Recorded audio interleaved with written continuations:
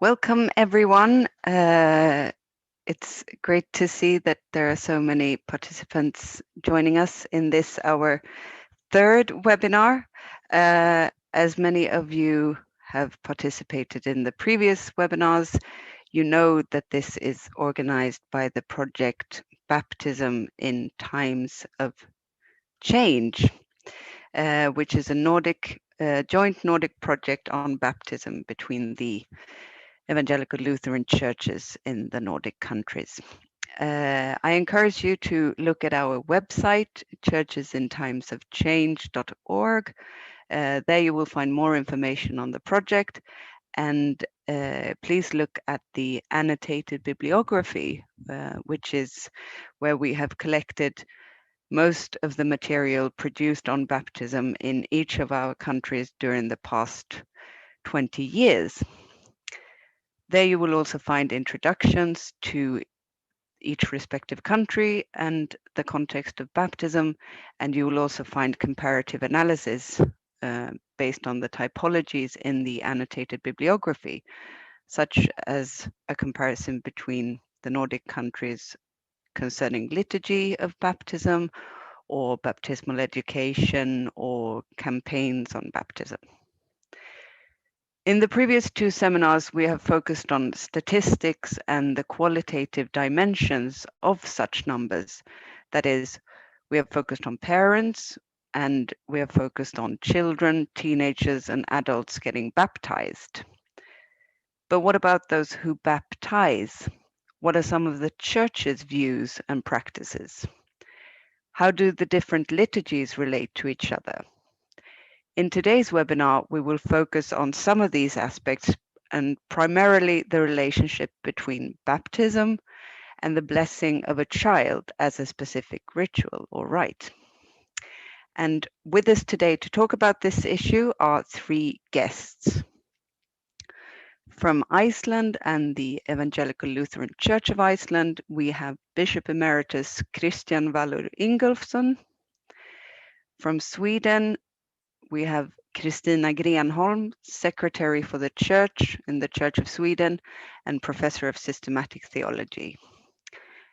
And from Norway, we have Terje Hegertun, Professor of Systematic Theology at Menighetsfakulteten, Norwegian School of Theology, Religion and Society. A warm welcome to you all. We will listen to your brief talks of this great topic, and then we will meet in breakout rooms for a short discussion. And I leave the word to you, Steinun, to speak more about the technical issues.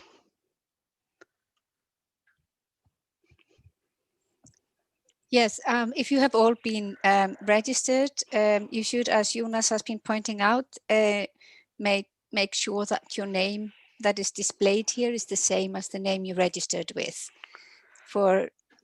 in order for Jonas to be able to put you into the correct breakout rooms.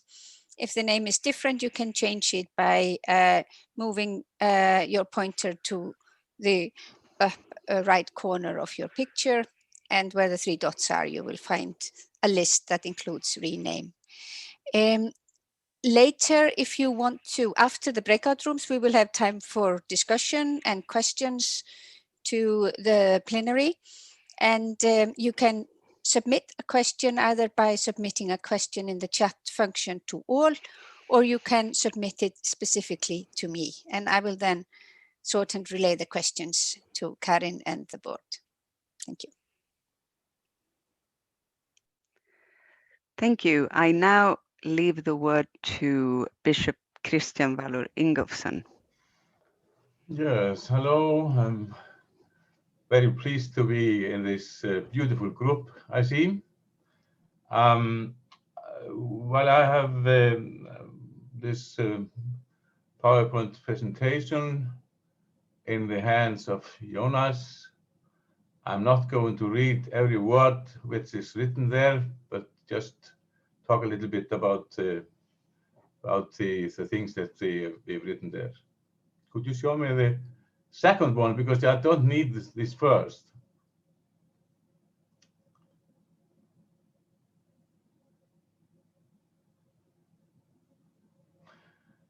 Yes, it started like this. It was in the year 2009 that we got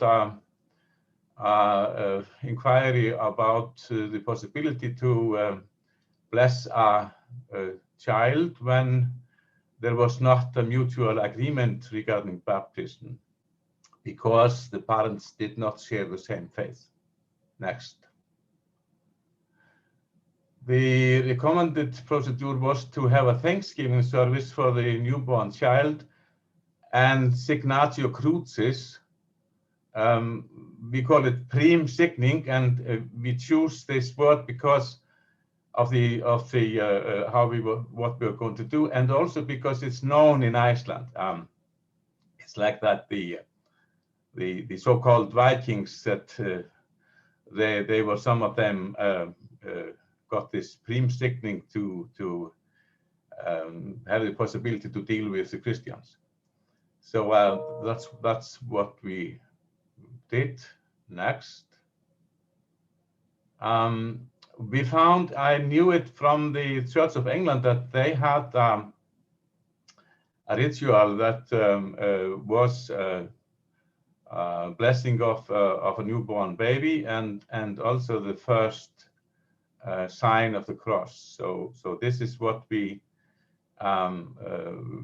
proposed, and I have to say that this was not formally accepted by the Church of Iceland, as we have to do if it's a formal ritual.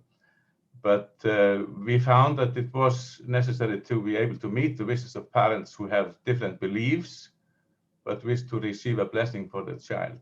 And you can see that on this site. There is this home page of the Church of England with this form we found there, and we had as a fundament.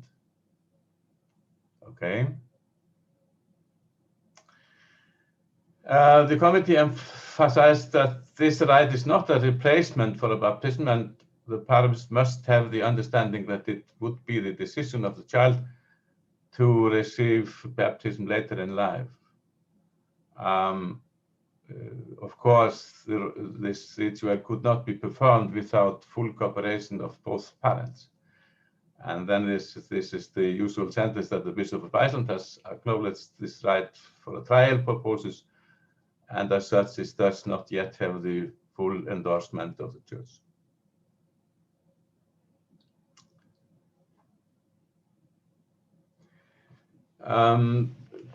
It has shown first that 10 years ago we had a very different situation compared to what we have now. Things have been changing rapidly, as you know, and it was 10 years ago not like today, that we have just between 40 and 50% of children being baptized. But we don't know if at all. We have no real information about how many pastors have used this ritual. And that's also because the child is not registered in the church. So the main problem is that if the child is not having any access to religious education, whether at home nor in the school, it is not very likely that the child is going to be baptized later in life. Even we have this possibility now that still that some of those who are in the preparation of the confirmation, they are sometimes baptized if they are not before. So the difference is also that even though we started with the problem of of parents not belonging to the same religion, it is also now disagreement between individuals who belong to the same religion, that is, belong to the Lutheran Church of Iceland, and still don't have this agreement. Next. As we also already said, this is this Ignatio Crucis is, as you know, was at the beginning of the catechumenate period. We like to mention that Saint Augustine, he was got this Ignatio Crucis in as a child, but was then baptized when he was 30 something. So, but the main thing is that now the ritual is performed as the request of parents to give thanks for the health of a child and his mother, offer prayers for the family and loved ones, and ask for the blessing of God.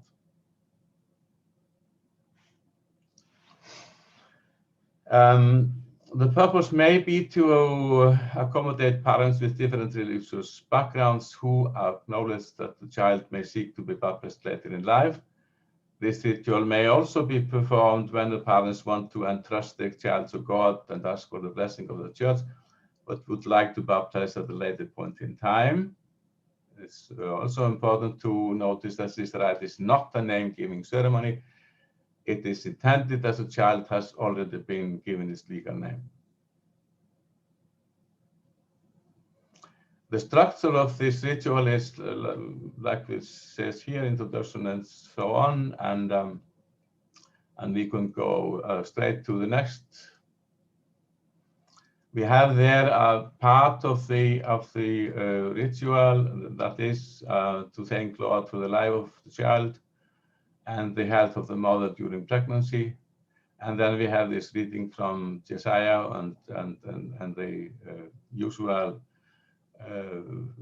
readings from Mark 10. And we use the same words as we do in the usual ritual for baptism in Iceland. That is, the pastor says, take the sign of the Holy Cross both on your forehead and your breast as a testimony that your mind and heart are dedicated to faith in the crucified and risen Lord Jesus Christ. This is the Ignatio Crucis, and then follows a prayer and the blessing. Just to end this is to say that there is obviously a very different situation now, 10 years later, than it was 2009. And I have to say, I'm not sure that this ritual has a real meaning in the year 21. Thank you.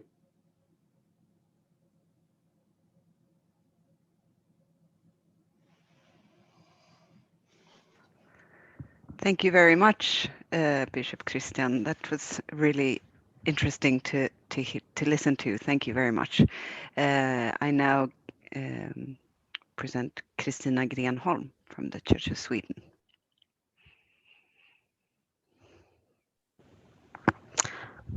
Thank you, and good afternoon, everybody. Is my mic on now? Yes, you can hear me and you can see me. I didn't forget anything. Well, first, thanks for inviting me to this occasion. It is tempting to start discussing some of the issues that Bishop Christian raised, but I will stick to my manuscript. So what is the take of Church of Sweden on this issue of blessing children and baptizing them? Well, the issue was raised in our General Synod in 2006. And that was on the occasion when we were accepting an agreement with a missionary covenant church.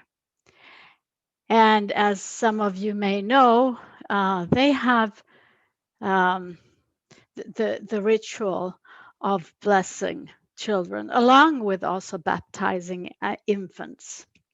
So that was an issue at that time. And as is the case in our General Synod, when theological issues are raised, it has to be commented by the doctrinal board. So what did the doctrinal board say? They say that the fact that more families pose the question of the blessing of children instead of baptizing them connects to a general rise in inquiries for life interpreting rights related to the specific situation of those who ask for it. These are performed, but not regulated in our worship book. And this is how it should be. This is what the doctrinal board said, and it was a quote from 2003.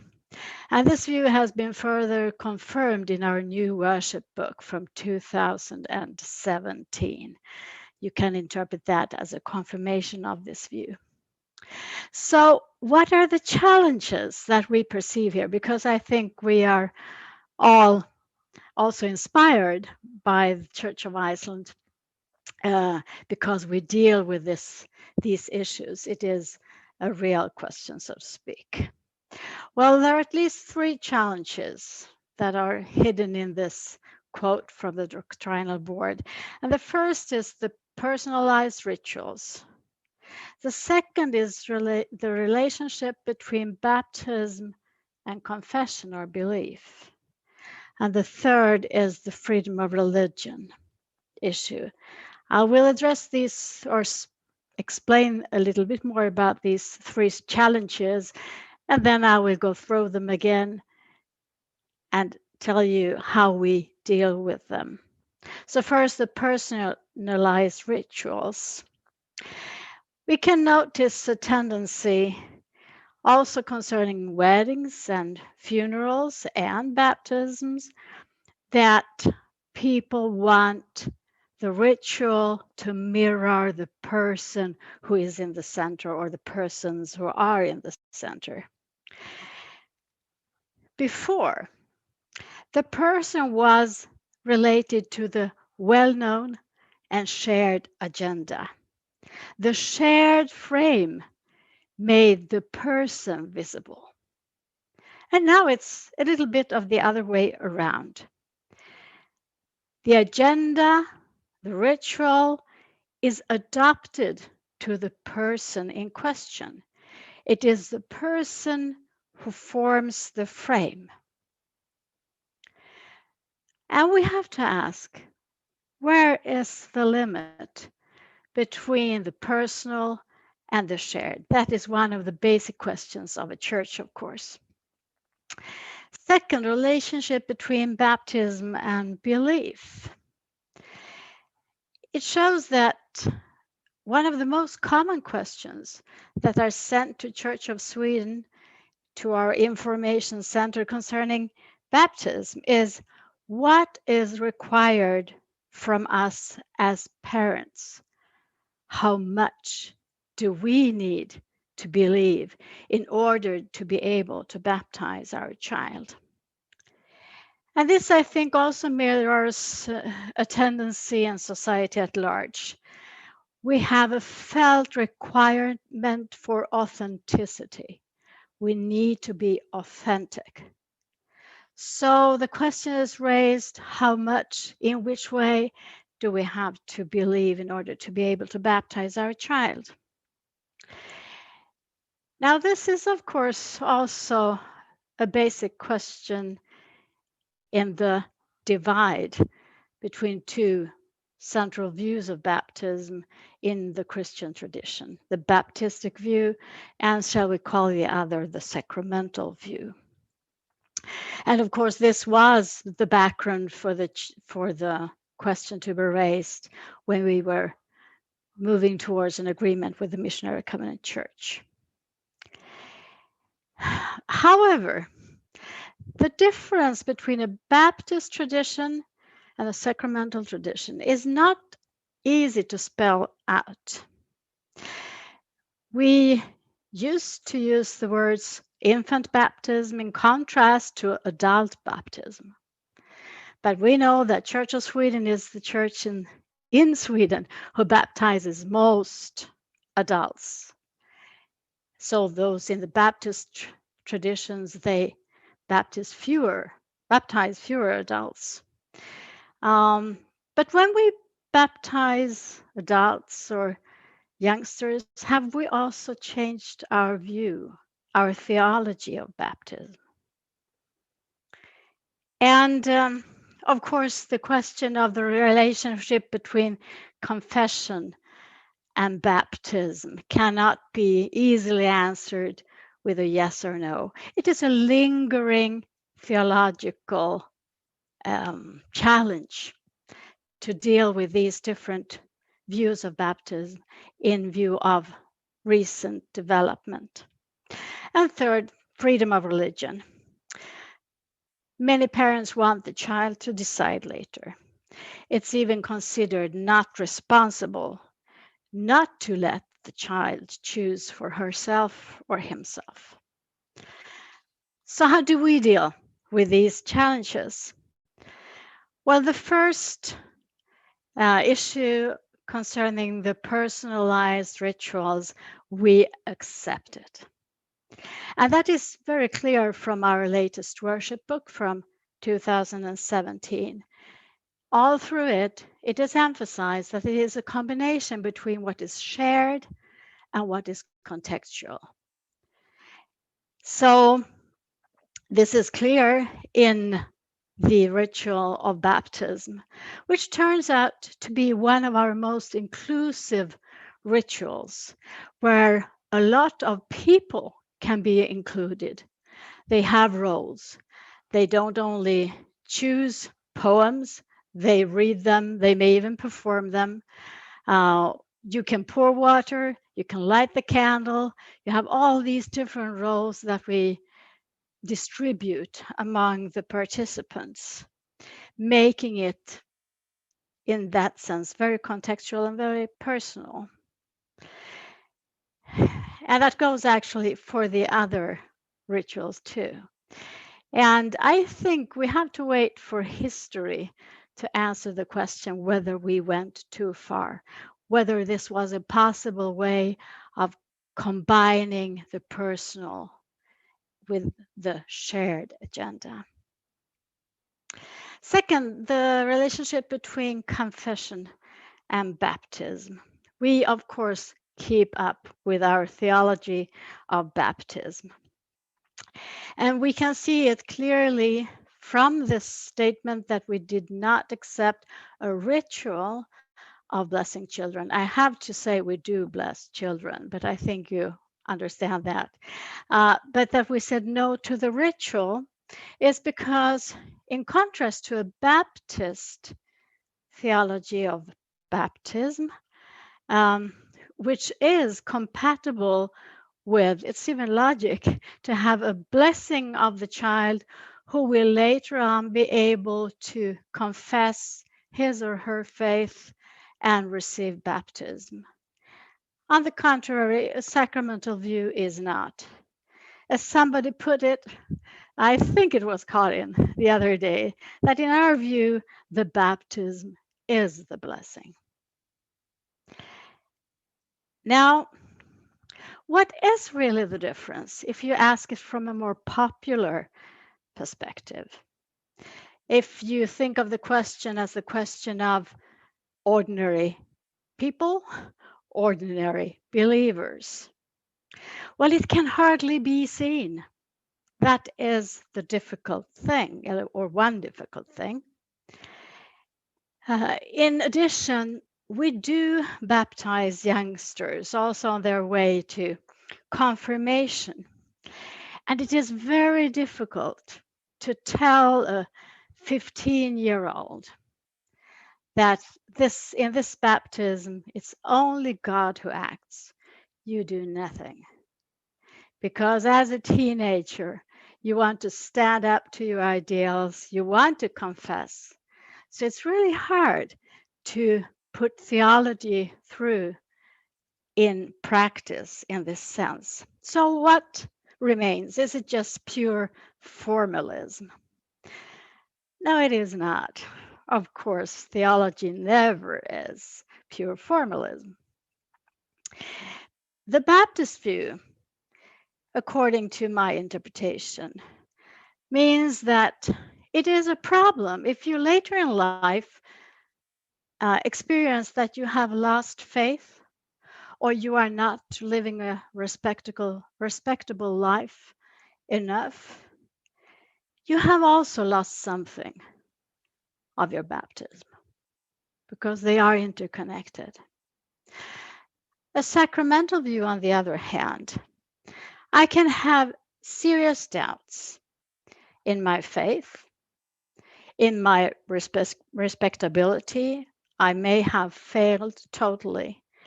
I can, how do you say, I can doubt everything, but I cannot doubt the fact that I was baptized.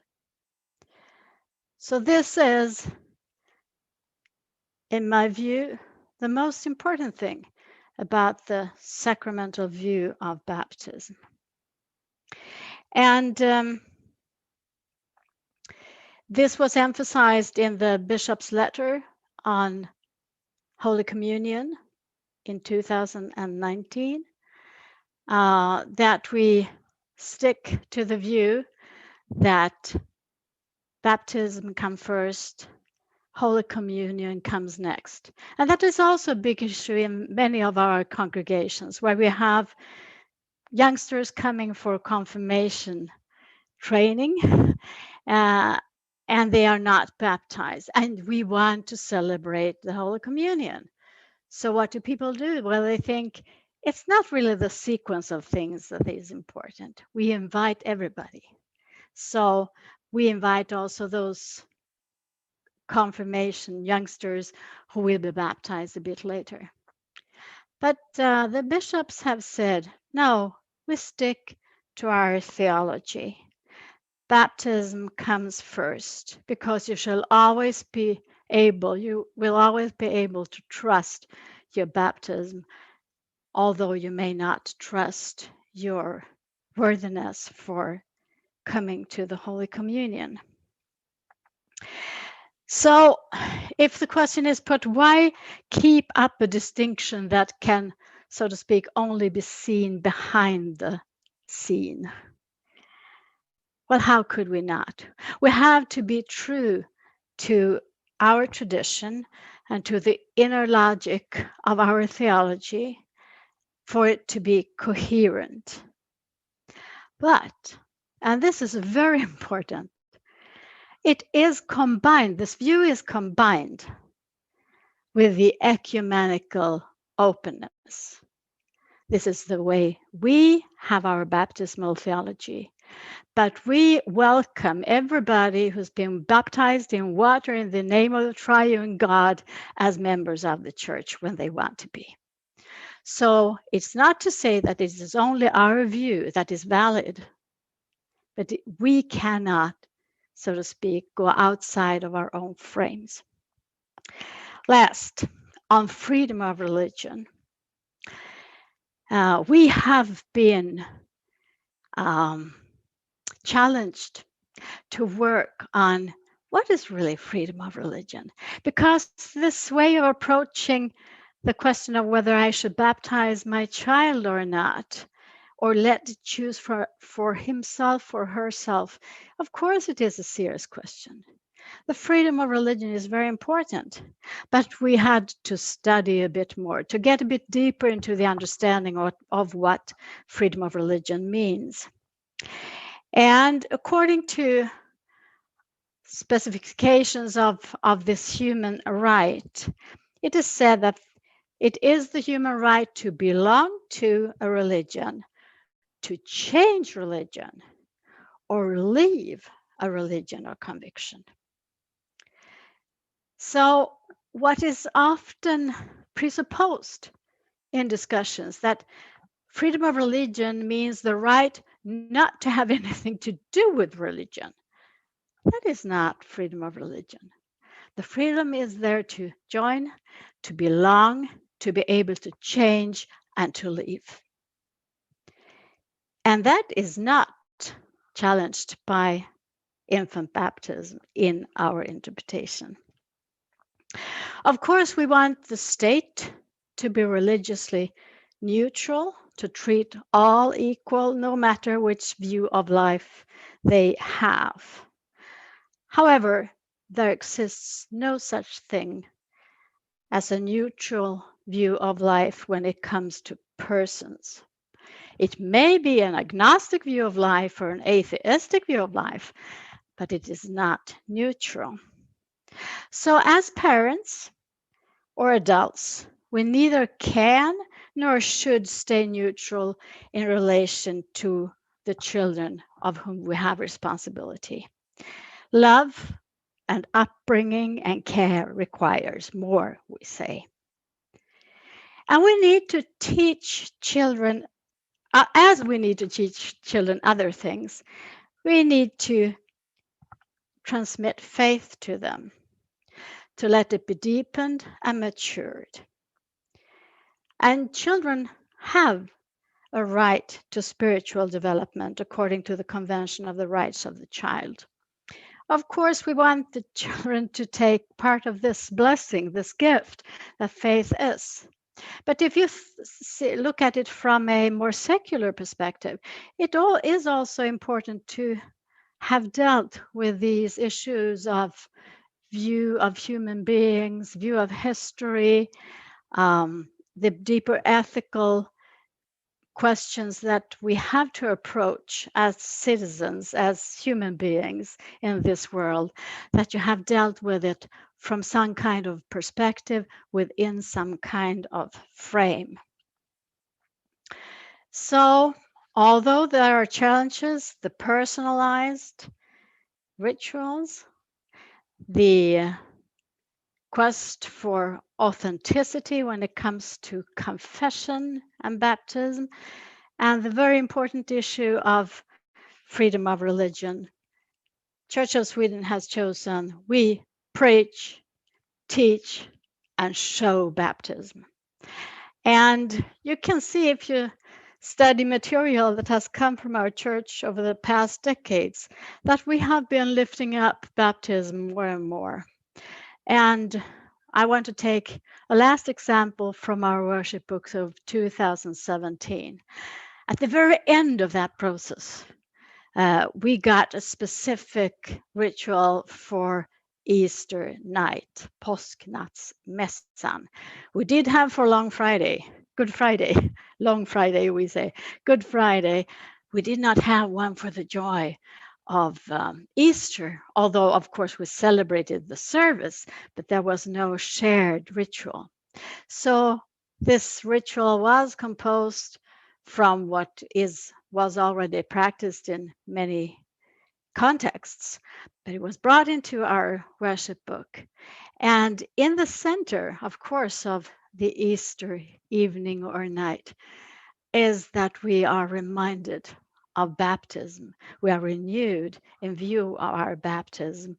So I want to end my words said in that service that many of us could not participate in this Easter nor the former Easter, but here it is. Baptism gives joy. The God of creation is near. Baptism gives restoration. We are forgiven. Baptism gives hope. We can live, die, and rise with Christ because Christ is risen. Thank you.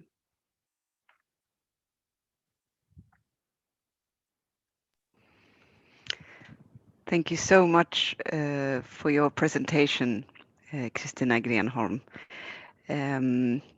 We move on straight away to Terje Hegertun, and then afterwards we will have the opportunity to discuss. So the floor is yours, Terje Hegertun. Thank you. Thank you so much. And hello, everybody. I hope you hear me well. Is that okay? Yes, thank you. And thank you to Kristina and Christian for their presentation. Perhaps I need to confess that I am not a Lutheran. I do not belong to a Lutheran church. But I'm working in a Lutheran theological institution at MF. I am a close colleague to Harald Hegstad, but I approve much of what Lutheranism stands for, also when it comes to the question of baptism as well. But when I'm talking to you today, I will say that this topic interests me, especially from an ecumenical perspective, which also will be my presentation here, my perspective in my presentation here. And the current background is the decline in the number of baptisms in Nordic national churches. Secularization and urbanization play an important role, but also the fact that parents disagree on whether they, as parents, should decide that their children should be baptized as infants. And here I come to some sociological and ecumenical observation, and perhaps Karin, you can put on my PowerPoint presentation. If I can.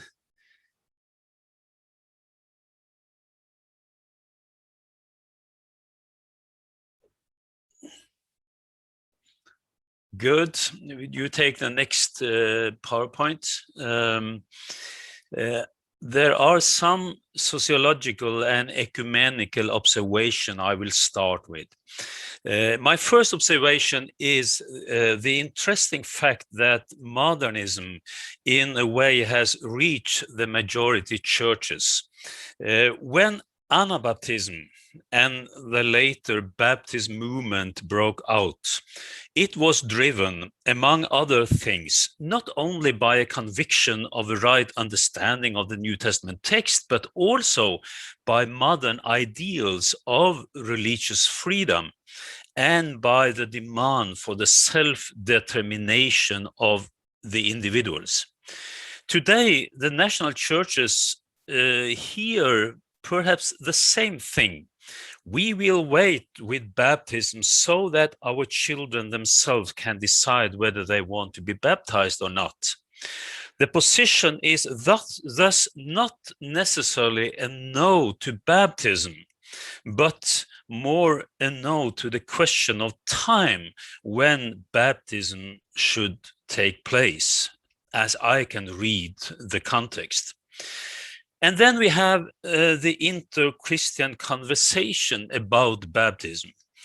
This is another more introspective observation that Christian churches today are involved in conversation and dialogue about baptism.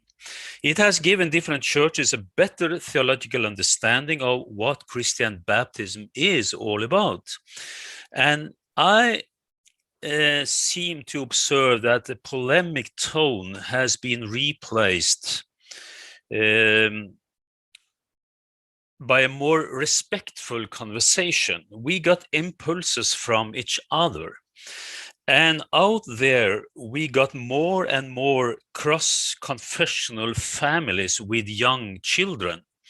So we also have that kind of dialogue within the framework of the families and the homes. For example, Philadelphia Church in Oslo is a church that I belong. It's a big free church, Pentecostal church in Oslo. They have recently decided that they will welcome as new members those who have faith or are on their road to personal faith on Jesus as Savior and Lord, based upon the old confessions, without requiring that everyone should be baptized with the same form of baptism. The reason for this change is, among other things, that a high percentage of those who engage in the congregation as volunteers and devoted Christians have a Lutheran backgrounds, and they are Lutherans. It is therefore difficult to maintain the requirement for re-baptism that was common in earlier years. And I think that is a sign of, or the fruit of, that kind of inter-Christian dialogue between the churches. So my first conclusion, if I may have, is, as I see it, the combination of the declining numbers of baptisms, the increased focus on faith education, in Norwegian we call it trosopplæringsreformen, and the increased understanding of the theological content of baptism, given not at least in ecumenical conversation, means that the difference between the historical churches and the free church movements has become smaller. Today we are able to understand each other in a better way. And then I have some theological observations. This lead me to some observation that I think Lutherans and Baptists largely agree on. They are observation that perhaps may reduce a tension between child blessing and infant baptism. First of all, Harald Hegstad says in his baptismal book that those who clearly refer to baptism as a powerful sign, not only a punctual event. Baptism must be seen as an act of God that includes both an event and a process. And I think that Baptists and Pentecostals have an immediate understanding of this way of articulating the acts of God. Secondly, Hegstad emphasizes in his book the close connection between baptism and faith. You may go back to the close connection between baptism and faith. As well known, Luther believed that without faith, baptism is of little use, even though it is in self a divine, infinitely rich treasure. Perhaps we could state that there is no baptism without faith and no faith without baptism. To be baptized is to partake in a gift of salvation when this gift is received in faith. The New Testament varies the language in the way it speaks of the gift of salvation as something one received by faith and something one received in baptism. The terms in use are interchangeable, as I can see. This means that both Lutheran and Baptist are right when it comes to baptism. Both sides need to acknowledge that fact, I think. Or said in another way, just as repentance can take place of baptism, so perhaps baptism can take place of repentance. It is important to avoid both. And just as Lutheran fear that child blessing may become a substitute, for example, to infant baptism, We also may say that Baptist and Pentecostal fear that an uncritical infant baptismal practice may dissolve the relationship between faith and baptism and lead to an indiscriminate baptismal practice, as stated in the Lima document. On both sides, we must problematize baptismal practices that do not take religious education seriously, and we must problematize practices that do not include baptism in the making of disciples of Christ. I think we must admit that what has constituted the church in the long tradition is not only faith, nor just baptism, but a baptism that should lead to confess faith, which presupposes a clear will not only to baptize, but also to live as a follower of Christ. And thirdly, God works outside our frameworks. That is a general ecumenical and theological insight that God also works outside the framework of baptism. God truly acts in human life, even outside the strict sacramental frameworks. Salvation reaches me through a powerful sign and as a promise, and even sometimes as a surprise. But that does not preclude God from acting before, during, and after baptism. This is also an ecumenical experience where many believers in different denominations recognized around the world. So a natural consequence of this perspective would be to emphasize, as Regin Prenter does, that even in Lutheran thinking, there is a clear basis for saying that it is a spirit who makes Christ present in the sacrament. However, this does not mean that the spirit is limited to words and sacraments. The spirit can be experienced and expressed in other ways as well. We cannot operate, as you see here in the PowerPoint, two narrow categories when discussing the work of the Spirit in the churches, not even when we talk of baptism. A fourth observation based on the first three is, if baptizing a child to a greater extent than before is a result of a conscious choice on the part of the parents, that baptism not only is a social convention, then we may ask, as does the patristic theologian Oskar Skarsaune in Norway does. He is among those who believe that the declining baptismal rates can be a good thing for the folk church. In his latest book, he writes that if the church fails to teach all who are baptized, parents must take a greater responsibility.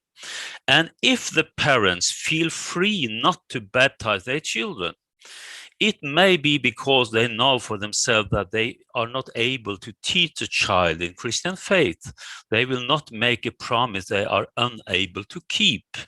So the question then will be that the church, do they have to respect that? Only when you take the serious, only in that way you take seriously the church, baptism, and the non-believing parents, Oskar Skarsaune states. It is a controversial position, maybe, but we can discuss that later on. I belong to a church tradition where infant blessing is a beautiful act of intercession and a presentation of the child given to the parents and the congregation. The child therefore deserves to be subject of intercession, care and faith education in Sunday school and youth gatherings. It is important to say that child blessing is not the replacement for baptism, but marks the great joy and the gift that is really given to the family and to the congregation. Both in Baptist and Pentecostal churches, infant blessing is a concrete prayer that God will take care of the child on his or her way to baptism. It is not a baptismal substitute. It's a thanksgiving and a prayer moment. However, it may still be interesting for all churches to develop an even clearer theology and liturgy around the so-called church blessing. What does this ritual of intercession and act of blessing entail? May a church blessing be regarded a kind of a covenant that entail promises from God? And how distant is that from the doctrine of baptism? What sort of theological anthropology is the basis for the idea that the child is created in the image of God? Does it belong to the theology of creation or salvation? How can we best continue the beautiful action from Mark 10, that with Jesus and the children? The practice of child blessing is based on a concrete belief that the children belong to the kingdom of God. And here we can see a difference between this position and a classical Lutheran doctrine of baptism. We need to bring them to God and thus let them be kept in God's care. So the prayer also includes the rest of the family as well. Therefore, it was interesting to hear what Christian told about the liturgy model given by the Anglican Church as well. Moreover, it has become more and more common to include godparents to be present, presuppose that they have a conscious understanding of that role. That has been a more and more common ingredients in the child blessing ceremony of free church traditions. So the action also leads the child to Sunday school and to other Christian practices. They are included after the child blessing ceremony into many of the Christian practices where the whole family often participates. I see this today in my own local congregation, where the slightly older children actively participate in both worship and groups. They take part in the sacraments, and they are included in the comprehensive program for faith education and inclusion. So my second conclusion may be this. The point of saying this is that infant baptism is not necessarily a condition for children to be truly included in the community of a local church. Not at least with a free church doctrine of baptism. They may receive a full-scale Christian education in what reminds of a perennial catechumenate, while at the same time they are on their way to their baptism, often around the time of confirmation. This is also a way to comply with the parents who won't letting their children be involved in the deciding process of being baptized. At last, let me say this. Since it is a baptism of adults, that is normally to say that is a contextual starting point for the biblical material around baptism. I do not think the folk church should be too quick to conclude that everyone who is not baptized as child is lost to the church. In the future, the national churches perhaps could expect a greater variation in baptismal practices than has previously been normal. Perhaps the baptism will take place more often just before the confirmation. As Katrine said, that the folk churches in the Nordic country is the churches that are baptized most adult and young people. Baptismal training may also need to include the time both before and after the time of baptism. So my advice is that you perhaps should consider to establish a liturgy for child blessing, and that you do not do so without fearing that this will be a substitute for baptism. It should be possible to design a rite for the blessing of children in order to meet those families who are not opposed to baptism, but who do not want to do so without the child's support. So at the same time, the churches may consider extending the educational program to include parents, and good parents even more clearly. I think that only in this way we do ensure the interaction that must exist between the church, that both is sacramental and a teaching community, as is so clearly stated in the Great Command in Matthew 28. So perhaps some of us may fear that this will promote a further secularization. I'm not sure. It can be so, but I'm not sure. I do not perhaps think so when looking to the places in the world where the churches is growing fastest. So my third conclusion is a more flexible approach. I recommend that you become more concerned with how the folk churches in the Nordic countries can act both more flexible and clearer in the face of our own time. Already adult baptism take place in the folk churches in a greater extent than in other denominations. And I think this may become even clearer in the years to come. So this is a development that can be more wholehearted embraced. I will end my presentation by pointing to two Lutheran priest, Karsten Isaksen, who said 20 years ago that the Lutheran should be more positive about child blessing, and Gurid Gunnes, who is priest in the Church of Norway.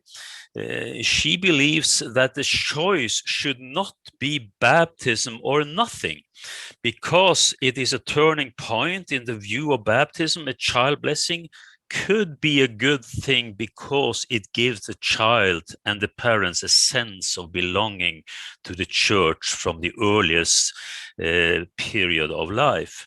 The point for Gurid Gunnes is that an act of blessing in cases where the parents disagree marks that something important has happened, and in their dealing with the child, the parents cannot connect this, can connect this act to the church as a spiritual home in a period up to the baptism. Well, I have talked to you from a more ecumenical and open position. I hope some of this can be remarked as a voice in a very, very important conversation that you have as folk churches. God bless all of you. Thank you. Thank you so much, Terje Hegertun. I'm sure that most of us have a lot of questions and thoughts that we wish to discuss now. And in order to give the most time to you participants, we will move straight on to the breakout rooms discussions. And we will speak in the breakout rooms for 20 minutes. And as you can see, Jonas have written in the chat that if you experience problems, you should be able to join the main meeting room again. You can have as general conversation starters, what did you especially notice in the presentations? How does this apply to your context and experiences? Steinar, do you wish to add anything before we meet in the breakout rooms? Only that it would be wonderful if somebody took some notes from the discussion. and after the discussion, you have the option to send questions to me or to everyone. And we will try to ask them to the plenary. And also you can send observations and thoughts also to us in the group. You will find our on our website all the necessary contacts. So we welcome any feedback. Thank you.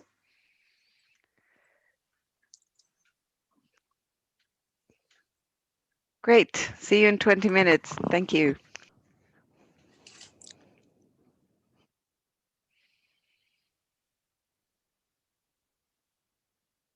Is everyone back from the breakout sessions? Yes. Hope you had good discussions. I know we did. And now we're interested to hear your thoughts and questions. If you have questions, please use the chat function to comment and ask questions, and we will then send them to the keynote speakers.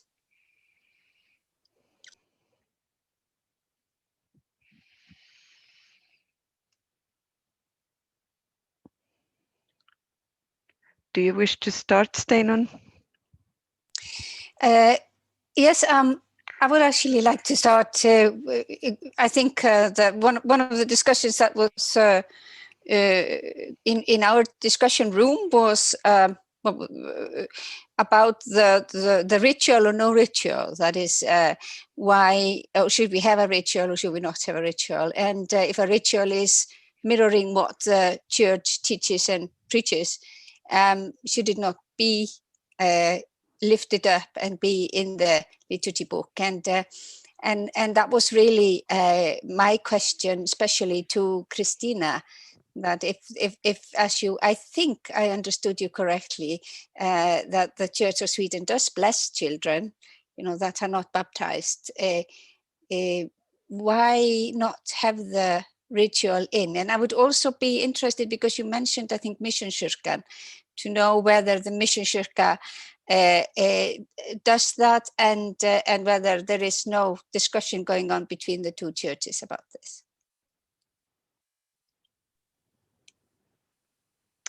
Shall I answer that?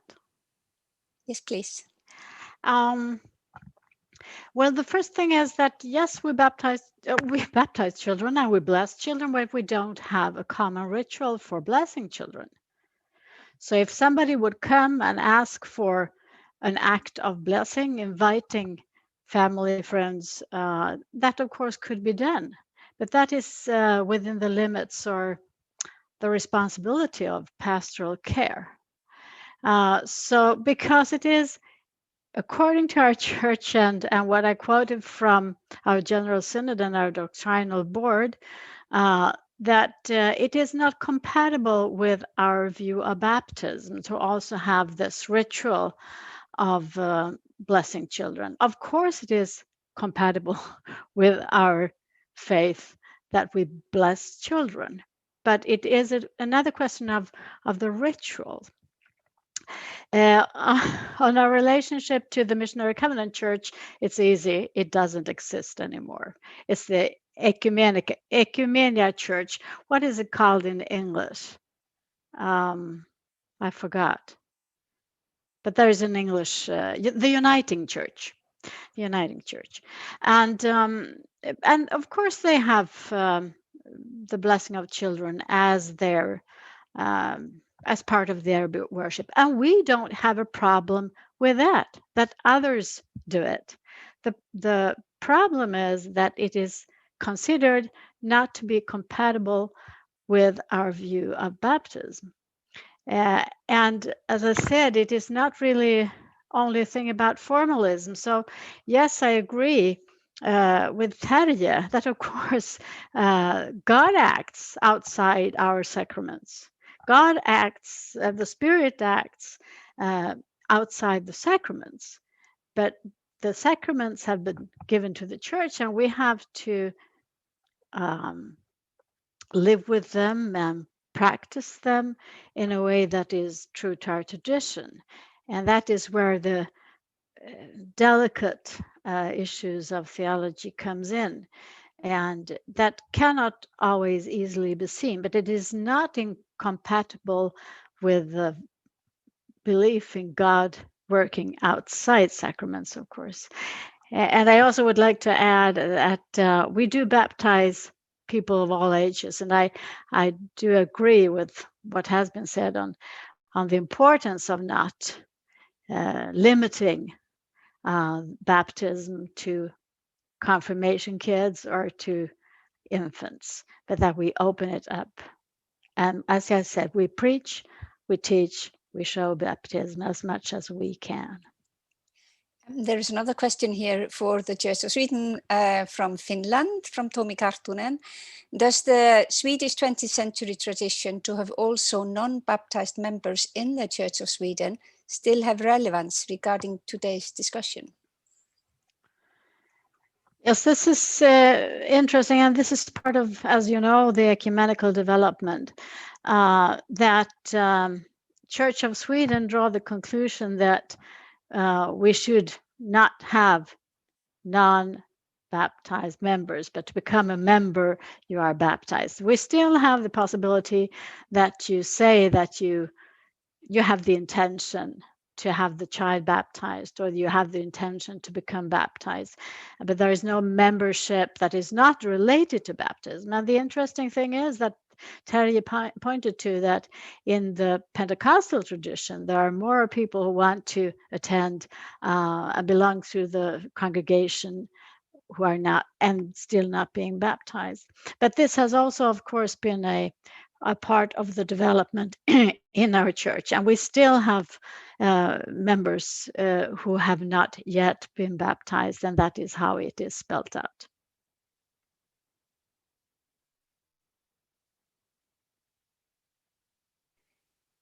Well, the discussion is fairly slow starting because I don't see any other questions. Karin?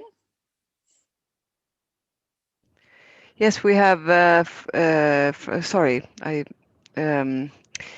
from Per Parbring from the Church of Sweden, we have this comment. In our group, we discussed how a blessing may be perceived as more of a confessional moment than a baptism, that it may not have the function of giving people less God, as they may be requesting, in the rite of welcoming for their child. It would be interesting to hear comments on this. We had similar discussions in our group as well. Mm-hmm. And I Perhaps suppose Terje or Christian Terje, would like to. yes, Terje.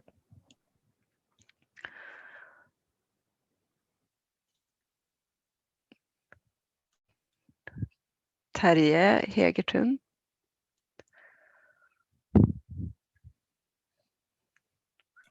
Sorry. I wonder if I understood the question. Could you repeat it shortly? Yes.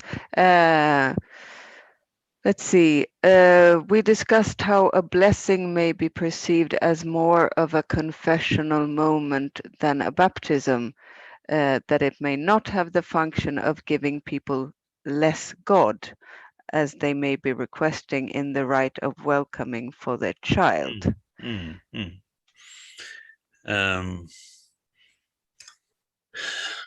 As I said in my short lecture,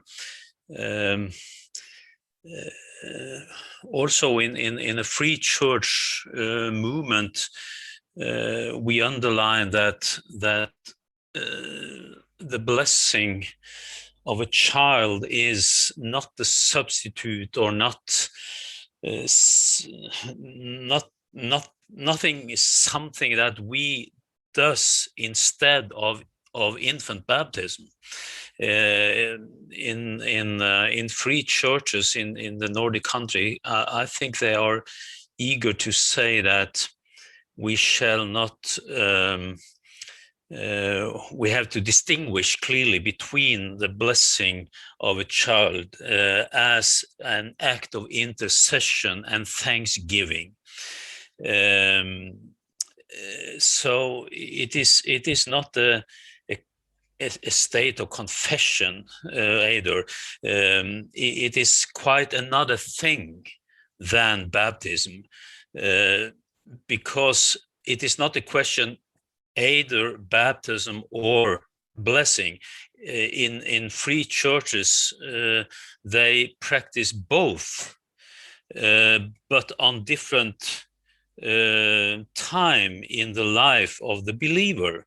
So in a way, we could say that blessing could be a baptism without water, but there will come a time when the same person that has been blessed as infant are challenged also to be baptized, often in the time of the confirmation, when they are 14, 15.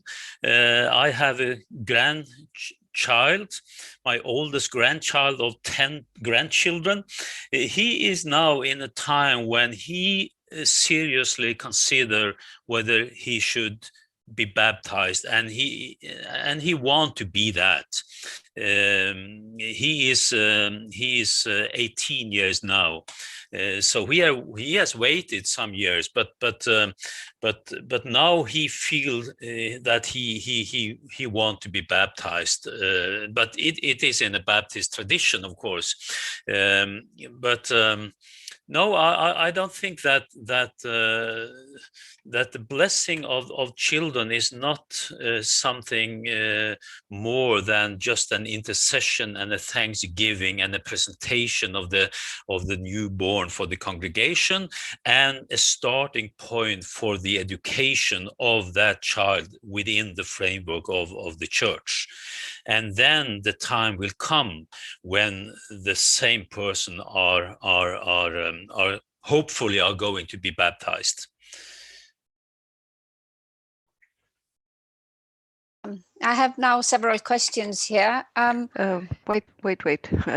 Sorry. I think Harald Hegstad wanted to comment. Is that okay, Steinar? Yes, fine. Yes, thank you. I think thank you to the presenters. I think this is a very interesting and challenging theme, also because it points to the complicated relationship between theology and pragmatism and practical issues of being church. I mean, we could, of course, say and mean as a church that that parents and parents belonging to the church should baptize their children. That's the right thing to do. But parents are not always baptizing their children, and the question is that what should we then do as a church? What are the alternatives? And I think here the important thing is, as Terje also said, that we should not act as if choosing not to baptize is to say farewell to the church. We should have ways of connecting also children who are not baptized to the church. And if a sort of way of blessing is a way to do that, I think that would be good. I'm a little surprised that Christina Grenholm is so strongly saying that blessing is incompatible with our theology of baptism, because I mean it depends on how you practice and how you define such a ceremony. And as Christian Valur Ingolfsson from Iceland mentioned, there are things in the tradition that has been used before, like the old primsigning, as not a replacement of baptism, but as a first step towards baptism, and that might be used also. I think also as a liturgical act in the churches. Thank you.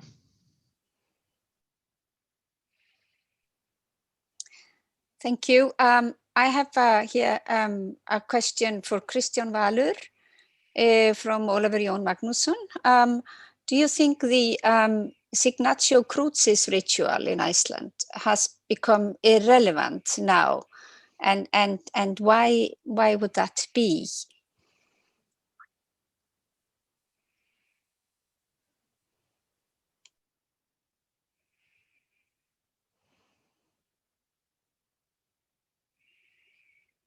Christian Valur, are you there?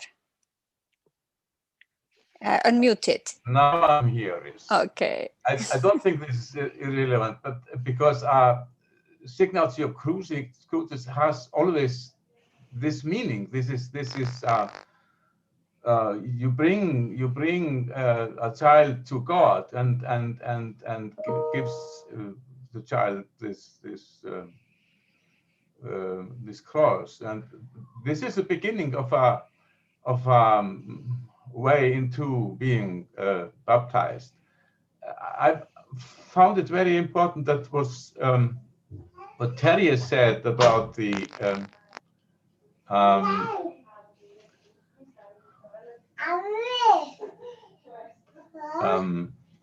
Får du fara fram? Yeah, okay. Yeah, that's. This was, well, it was a baptized child that came. What I was going to say was this, I think it's meaningful, but it's also meaningful to have somebody to help the parents. That's Terje said, godparents are, you can choose godparents even though it's not the baptism. So they can be those who follow up with the baptism later on. And now 2 questions here. One from Jonas Jönsson. I have increasing numbers of children are baptized as part of confirmation class, and this is sort of for all our speakers. Are we as churches taken over by the practice of our members, postponing baptism to confirmation? And does this mean that we should offer a blessing as a replacement for the old baptism?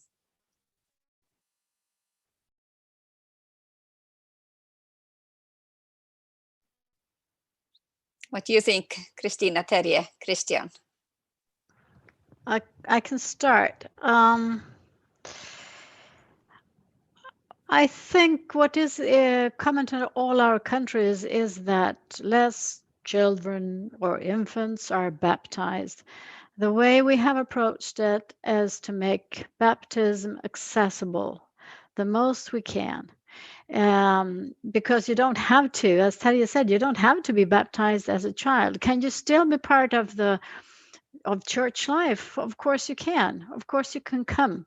The question is, when I said it is incompatible to bless children in a ritual with our theology, of course it is one way of putting it. But also the way that Church of Sweden has decided to stay to that pattern, so to speak, and at the same time encourage pastoral care in many ways to make us better. And what was also pointed out was the role of teaching. And we do have a big educational program, not as big as you had in the Church of Norway, but something comparable to that is now growing. But you can also be led on the way to baptism. But that is important to us. And of course, I also hear that Church of Iceland has not yet accepted this as a formal ritual. And we also have rituals that have been published that are not a part of our worship book. And that is also possible. But the question for us is whether it should be part of the worship book. And there was also a second interesting question that I didn't write down properly. The last question. It was sort of whether we are taken over by the practice of our members, and Mhm. does this mean we should offer blessings as a replacement for the old baptism? I think you, in a way, perhaps answered that in your... I think so too. I answered it, and I also want just to briefly comment on Christian and the Icelandic situation. That of course you can connect to older traditions, but what you got along with that was a view of the mother and the woman that comes very close to the idea of the need of the cleansing of the mother. I don't say you have it, but also to have rituals that you accept into the worship book, that you give that kind of status. You have to be very, very careful, of course, of what you get along with it.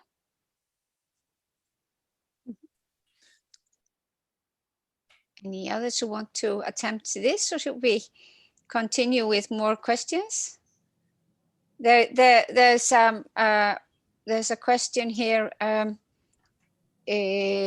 concerning, is the most common concern of parents whether you can say yes to a confession, or is it about meaning of lifelong church membership altogether? In Germany, the EKD is considering forms of belonging to church without formal tax-paying church membership.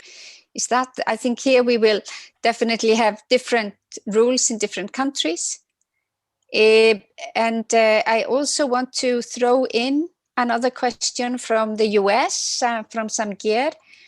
If blessings are an attempt to try to keep people engaged with or identifying with the church, is blessing a band-aid on the problem? In my context, I wonder about the challenge of evangelism or clarity of the gospel. So I think those two questions could be taken together. I mean, what is the concern? Why do people say no to baptism? Why is blessing an option, and is it only a band-aid because we haven't been clear about what a baptism is? So I throw this out for all the speakers.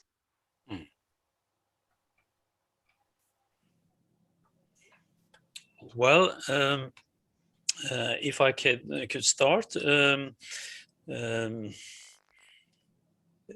it can be so that parents think that baptism, their children, is a more heavy thing in a way. And have a blessing ceremony is a lighter way to be connected to the church, but first and foremost, I think that those parents really want to include their children in such a heavy decision as whether they should be member of a church or not. But it is important to say that I am, even if I'm not a Lutheran in as a tradition or as a member of the Lutheran Church, I really want to emphasize the importance of lifting up baptism. And our conversation, for example, at MF and in ecumenical gatherings, we have got a better impression of what is going on, what is at stake here, but I am aware that the question of blessing can be a challenge and task for a church, specifically because of their practice of infant baptism. Because there is a real fear that this will replace infant baptism as a tradition in the mind of the people. And it can be some confusion about what is infant baptism, what is the difference between infant baptism and blessing, as you said, Christina. but also because it can create an uncertainty about the child's status after the child blessing. The Lutheran position on what God does in baptism and the fact that baptism is a precondition for the entrance into the church can create an uncertainty about when a person actually belongs to the church. Do children and parents end up in a form of limbo condition in the time between the act of blessing and the act of baptism? When do you become a member of the church? Or maybe the time between blessing and baptism can be seen as a kind of catechumenate, as I said, for both children and parents. Can a form of affiliation connection be established until full membership is reached through the baptism that take place on a later date? So I am not interested in talking down baptism. Both Lutheran view of baptism as a sacramental view and a more Baptist point of view.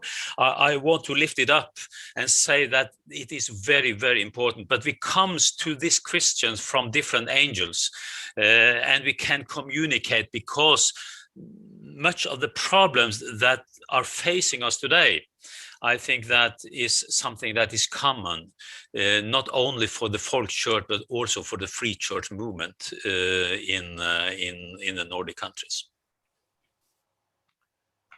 May I say something? This is, I think we have to, at least for Iceland, to think about the fact that infant baptism was, until some years ago, also the name giving of the child. You just got your name in the baptism, and the pastor was the one who wrote it into the registry and sent it to the national registry. Now it's not so anymore. You just give the child a name and you send it yourself to the national registry. And so we see that some parents that do not want to have a baptism, they have this name giving ceremony and sometimes ask for a blessing in connection with this name giving. So this is a bit confused, I think. We are still part of this tradition that this is mostly the name giving that is important, and not what God does to the child.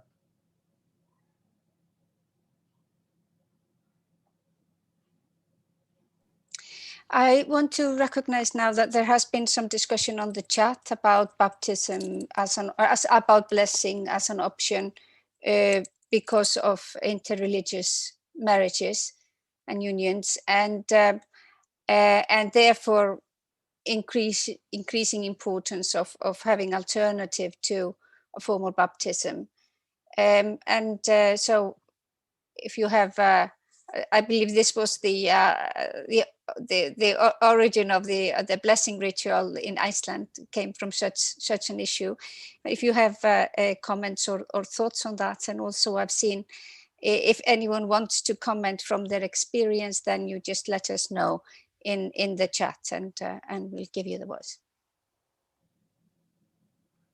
So first, if you, Christina, Christian, Terje would like to comment on that.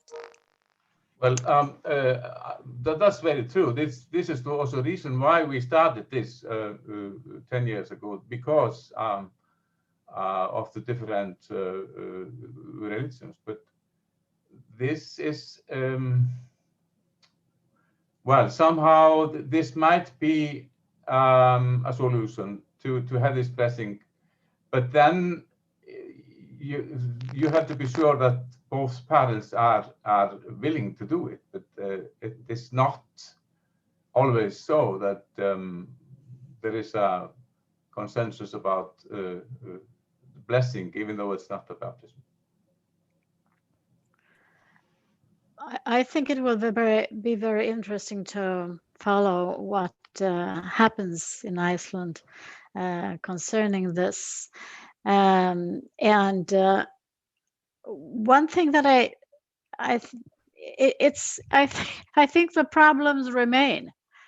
If it is a Christian blessing and you have the partner has another religion, you still have to deal with that. So I think, as I said in my address in the beginning, that reflection on freedom of religion, what it means, what it does not mean, what it means to belong, to change.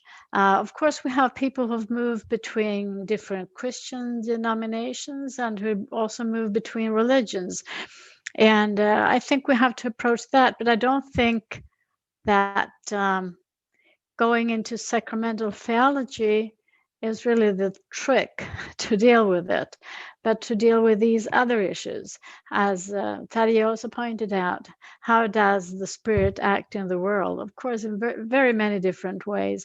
How can we welcome interreligious dialogue that leads to that people don't want to have a single identity religiously, but still that we are different religions and different denominations. So I think that addressing those issues, you should go in through the door of religious freedom.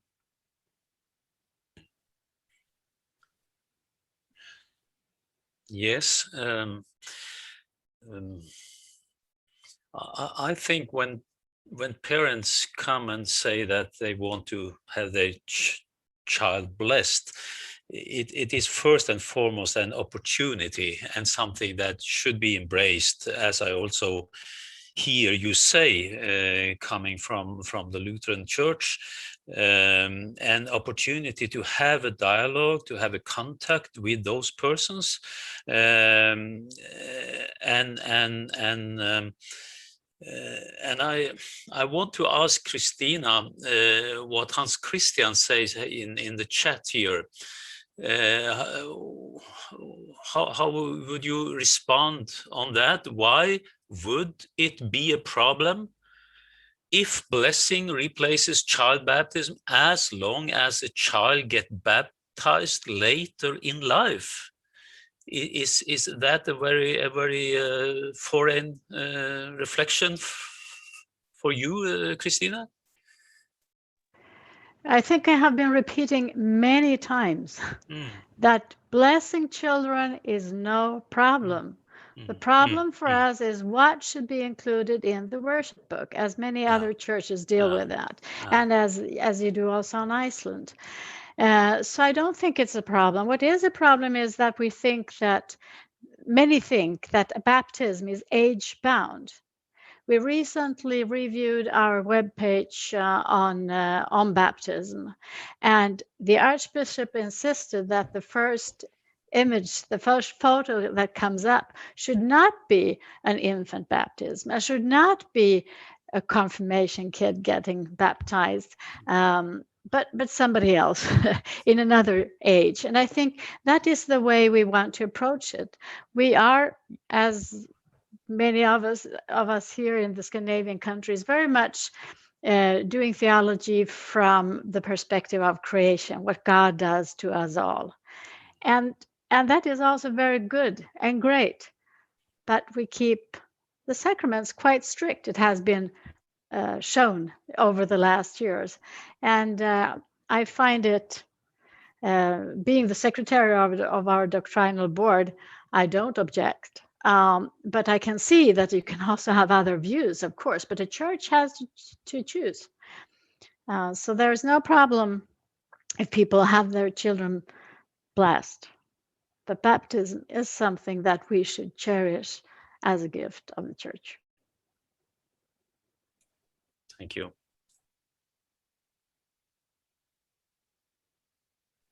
Suppose possibly one short question here for the panel in the at the end. We are nearing the closure.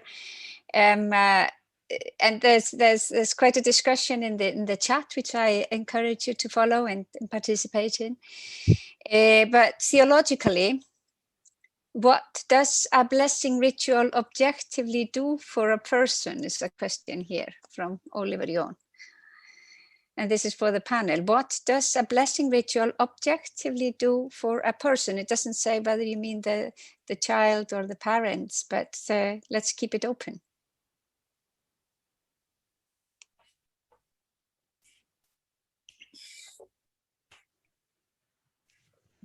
There is no clear doctrine connected to child blessing that something objectively has happened. It is, as I said in my short lecture, that it is an intercession time. It is a moment of thanksgiving and a moment of praying for both the child and the parents and the sisters and brothers of the child who is being blessed.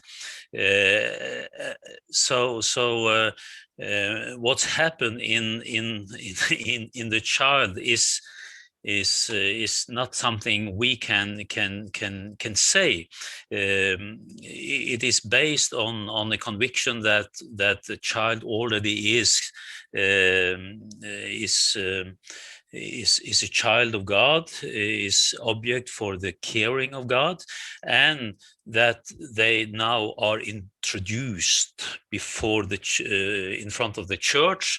And now it is a responsibility for all the congregation to take care of that children, to lead it into the educational program, and thus be involved in the church practices. That's what happened, not more than that, I think.